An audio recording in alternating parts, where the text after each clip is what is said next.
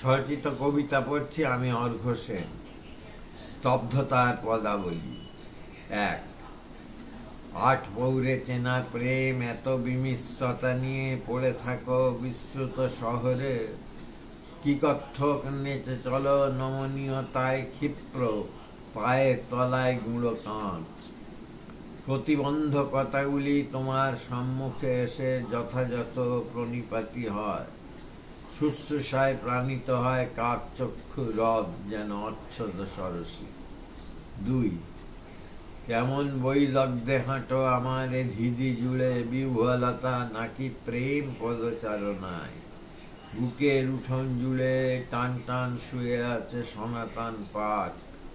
কি আবহ ধ্বনি শুনি তোমার চরণপাতে প্রাজ্ঞ এক দার্শনিকতায়।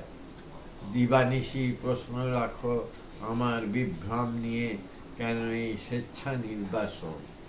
৩। পল্লবিত মুগ্ধতরু প্রেম হয়ে ঢুকে আছো বুকের গভীরে।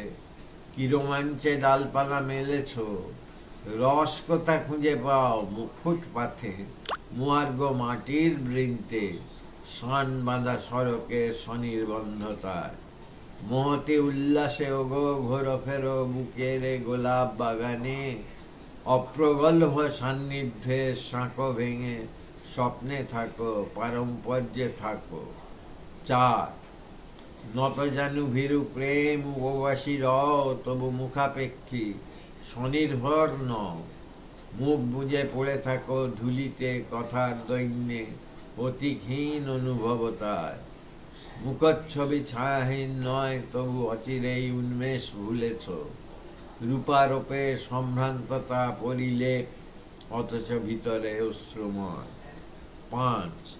কিন্তু এখন আমার মধ্যে এক ধরনের বিষণ্ণতা কাজ করে যায় গোপনচারী এবং আমি ঘামতে থাকি। সত্যি কথা বলতে গেলে লজ্জা ভারে ঈষৎনতা।